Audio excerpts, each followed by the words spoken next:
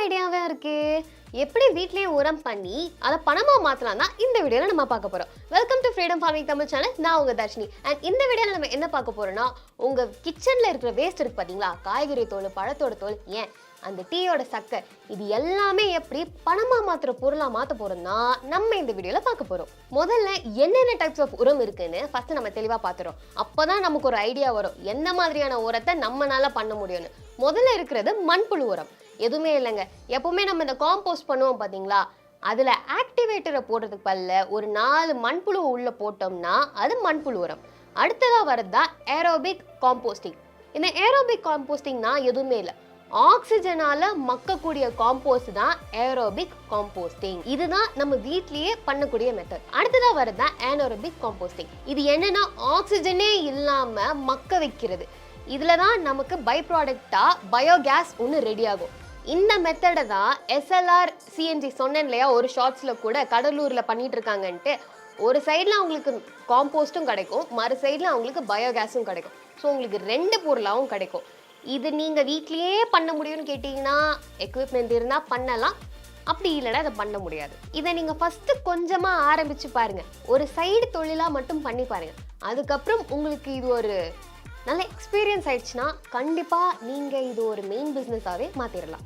இப்போ ஒரு real life example என்னன்னு கேட்டீங்கன்னா, அரியலூரை சேர்ந்த அழகு தீரன்றவங்க மண்புழு உரத்தை வச்சே வருஷத்துக்கு 4 லட்சம் சம்பாதிக்கிறாங்களாம். இது அவங்க கமர்ஷியலா பண்றதுனால இன்வெஸ்ட்மெண்ட் ஒரு 1 லட்சம் வரைக்கும் போட்டிருக்காங்க. இந்த மாதிரியே நம்மளும் பண்ணலாம். ஆனா முதல்ல 0 இன்வெஸ்ட்மெண்ட்ல இருந்து நம்ம பார்க்கலாம். எப்படி ஒரு பெயிண்ட் பக்கெட் நீங்க எடுத்துக்கோங்க, அதுல எப்பவும் போல ஒரு ஓட்டை போட்டு வச்சுக்கோங்க. ஏன்னா இது வழியா தான் அந்த தேவையில்லாத தண்ணியும் வெளியே வரும், கூடவே இந்த ஆக்சிஜன் இருக்கு பாத்தீங்களா, அந்த ஓட்டை வழியா உள்ள போகும். முதல்ல எப்பவுமே ஒரு கார்ட்போர்டோ இல்ல மண்ணோ போட்டு வச்சிருங்க. அதுக்கு மேல இந்த காய்ந்த இலைகள்லாம் இருக்கு பாத்தீங்களா, அதை ஒரு லேயரா போட்டுருங்க. அந்த லேயருக்கு மேலதான் நீங்க உங்களோட கிச்சன் வேஸ்ட் எல்லாத்தையும் வந்து போட்டுருங்க. ஒண்ணு மட்டும் ஞாபகம் வச்சுக்கோங்க, வேக வச்ச எதையுமே போடக்கூடாது, சர்க்கரை இருக்கிற எதையுமே போடக்கூடாது. இது போட்டிங்கன்னா அது வேற மாதிரி ஃபெர்மெண்ட் ஆகிடும். ஸோ அதனால தான் சொல்கிறேன், இதை நீங்கள் தவிர்த்துக்கோங்க. ஸ்மெல்லும் நமக்கு அதிகமாக வர ஆரம்பிச்சிடும். இதுக்கு மேலே மறுபடியும் ஒரு லேயர் ஆஃப் காய்ந்த இலைகளை போட்டுருங்க. முக்கியமாக சொல்ல மறந்துட்டேன், இந்த காய்கறிகள்லாம் நீங்கள் போடுறீங்க பார்த்தீங்களா, அதை சின்ன சின்னதாக வெட்டி போட்டுருங்க. அப்போ தான் அது சீக்கிரமாக மக்கும், இல்லைன்னா மக்கிற ப்ராசஸ் லேட் ஆகும். முட்டை ஓடுகளை நீங்கள் சேர்க்கலாம், ஆனால் முட்டை ஓடுகளும் மக்கிறதுக்கு ரொம்பவும் நேரமாகும். உங்களுக்கு கால்சியம் சத்து அப்படி வேணும்னு இருந்ததுன்னா முட்டை ஓடுகளை நல்லா காய வச்சு அதை பொடியாக அரைச்சி வேணால் இதில் நீங்கள் சேர்த்துக்கலாம். சரிங்களா? சரி, இப்போ நம்ம காய்ந்த இலைகளை அதுக்கு மேலே போட்டோமா, அதுக்கு மேலே மறுபடியும் ஒரு லேயர் ஆஃப் மண்ணை போட்டுருங்க. நான் முன்னாடியே ஒரு வீடியோலையும் ஷார்ட்ஸ்லையும் சொல்லியிருப்பேன், உங்களுக்கு இது மேலே பூச்சிகள்லாம் வரக்கூடாது அப்படின்னு இருந்துச்சுன்னா நீங்கள் அதில் அந்த வேப்பிலையெல்லாம் எடுத்து போட்டுக்கலாம். சரி, ஓகே சார், நம்ம இது எல்லாத்தையும் போட்டோம். இதுக்கு ஆக்டிவேட்டர்னு ஒன்று போடணும்னு சொன்னேன் இல்லையா முன்னாடி, அந்த ஆக்டிவேட்டர் என்னன்னு கேட்டிங்கன்னா உங்கள் ஃப்ரிட்ஜில் இருக்க தயிர் தான். தயிர் ஒரு 1/2 கப் மாதிரி நீங்கள் எடுத்து இதில் போட்டுக்கலாம். சப்போஸ் நீங்கள் மண்புழு உரம் பண்ண போகிறேன் அப்படின்னு சொன்னீங்கன்னா ஒரு 4 மண்புழுவை எடுத்து நீங்கள் இதில் ஊற விட்டுறலாம். இதை ஃபுல்லாக காற்றே போகாத மாதிரி மட்டும் மூடி வைக்கக்கூடாது. இதுக்கு மேலே ஒரு துணியோ இல்லை ஒரு அட்டைப்பெட்டியோ வச்சு ஒரு ஓரமாக வச்சுருங்க. டைரக்ட் சன்லைட்டில் மட்டும் படக்கூடாது. லேசாக இதுக்கு மேலே தண்ணி தெளித்து விட்டுருக்கோங்க. அதுக்கப்புறம் நீங்கள் இது தொடவே வேண்டாம்.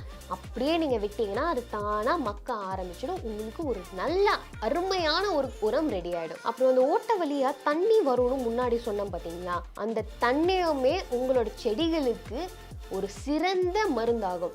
இதை நீங்கள் கலெக்ட் பண்ணி நீங்கள் ரெகுலராக தண்ணி விடுறப்போ இதை கொஞ்சம் அதில் ஆட் பண்ணி டைல்யூட் பண்ணி உங்கள் செடிகளுக்கு ஊற்றுனா உங்கள் செடிகள் ரொம்ப செழிப்பாகவே இருக்கும். சரி, இப்போ நீங்கள் அதை லார்ஜ் ஸ்கேலில் பண்ணணும் அப்படின்னு நினச்சிங்கன்னா கண்டிப்பாக உங்கள் வீட்டில் இருக்கிற அந்த கழிவுகள் இதுக்கு கரெக்டாக வராது இல்லையா?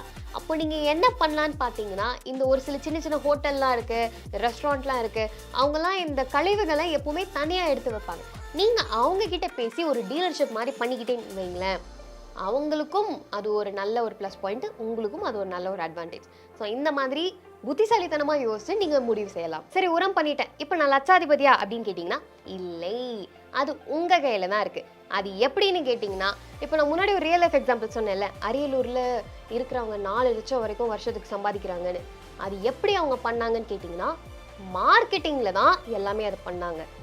அவங்க பொருளை மக்களுக்கு காட்டின விதமும் டோட்டலாக வேறு மாதிரி. எங்ககிட்ட இந்த ப்ராடக்ட் ரொம்ப குவாலிட்டியான ப்ராடக்ட், ஸோ நீங்கள் கொடுத்த காசுக்கு இது ஏற்ற ப்ராடக்ட்னு அவங்க அந்த மாதிரி மார்க்கெட்டிங் பண்ண ஆரம்பித்தாங்க. அவங்க அக்கம் பக்கமில் இருக்கிறவங்களுக்கு மட்டுமே விற்காம இ-காமர்ஸ் வெப்சைட்ஸ்லையும் விற்க ஆரம்பிச்சிட்டாங்க. ஸோ நீங்கள் இப்போ இந்த உரம் போட்டிங்கன்னா ப்ராசஸ் ஆரம்பிச்சிங்கன்னா கண்டிப்பாக அதுக்கு 30லேருந்து 60 நாள் வரைக்கும் ஆகும் இல்லையா அது ரெடி ஆகிறதுக்கு. உங்களுக்கு இந்த நாளே போதும் நீங்கள் மார்க்கெட்டிங்கை பற்றி ஃபுல்லாக கற்றுக்கிறதுக்கு. நீங்கள் இதில் ட்ரையல் அண்ட் எரர் எல்லாமே பண்ணி பார்க்கலாம். கொஞ்சம் கொஞ்சமாக ஃபஸ்ட்டு உங்களுக்கு அக்கம் பக்கம் இருக்கிறவங்க கிட்ட கொடுத்து அவங்களோட ரிவ்யூஸ் என்னன்னு கேளுங்க. ஃபீட்பேக்கை மெயினாக வாங்கிக்கோங்க. நான் இன்னும் என்ன இம்ப்ரூவ் பண்ணலாம், இன்னும் இதில் என்ன பண்ணலாம். அப்புறம் இன்னொன்று முக்கியமாக உங்களோட இந்த உரத்தை நீங்கள் டெஸ்ட் பண்ணி ஆகணும். உங்களோட உரத்தில் என்னென்ன சத்துக்கள் அதிகமாக இருக்குது, எத்தனை பர்சன்டேஜ் இருக்குது, இத்தனை கிலோவில் இத்தனை சதவீதம் இருக்குன்னு ஒரு குறிப்பிட்ட லிமிட்டை நீங்கள் மென்ஷன் பண்ணியே ஆகணும். அப்போ தான் மக்களுக்கு என்ன வாங்குறாங்கன்னு தெரியும். புரியுதுங்களா? நீங்கள் சப்போஸ் மண்புழு உரம் போடுறதா இருந்தால் அந்த உரத்தில் மண்புழு கண்டிப்பாக பெருகும். நீங்கள் அதை அப்படியே யூஸ் பண்ணிக்கிட்டே இருக்கலாம். மெயினாக இந்த செடி பிரியர்கள் தான் உங்ககிட்ட வந்து இந்த உரங்களை வாங்குவாங்க. அவங்களுக்கு இந்த ஒரு செடியும் அவங்களோட குழந்தைகளை விட மேலானது இல்லையா?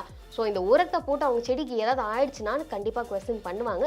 உங்களுக்கு ரேட்டிங்கும் கம்மியாகும். ஸோ அதனால தான் சொல்கிறேன், நீங்கள் உங்கள் உரங்களை போயிட்டு டெஸ்ட் பண்ணுறது ரொம்பவும் நல்லது. Okay fine. எதுவாக இருந்தாலும் நீங்கள் பார்த்து நிதானமாக எல்லாத்தையும் கற்றுக்கிட்டு தான் முடிவெடுப்பீங்கன்னு நான் நம்புகிறேன்.